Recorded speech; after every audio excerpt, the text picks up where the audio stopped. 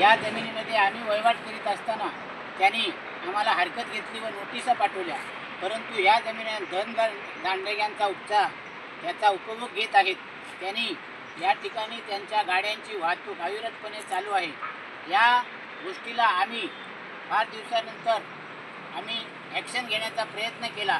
जर का त्यांच्या गाड्या जात असतील तर आम्हाला सुद्धा या वन विभागाने घेतलेल्या जमिनीमध्ये वहिवाट करायला द्या, असे आग्रही मागणी करून आम्ही सगळ्या प्रकारचे अर्ज केले. याची वन खात्याने दखल घेतली असून आमचे तळकर साहेब व त्यांचे सर्व सहकारी व सर्व वन विभाग यांनी याची दखल घेऊन हा रस्ता आज बंद केलेला आहे.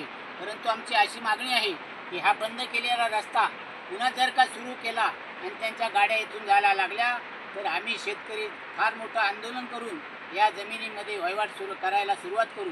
तरी वन विभागाने आणि शासनाने याची नोंद घ्यायची आहे की शेतकऱ्यावरचा अन्याय दूर केला पाहिजे आणि या जमिनीत त्यांची वहिवाट कायमची बंद करण्यात आली पाहिजे. शेतकरी संघटनेचा जय असो.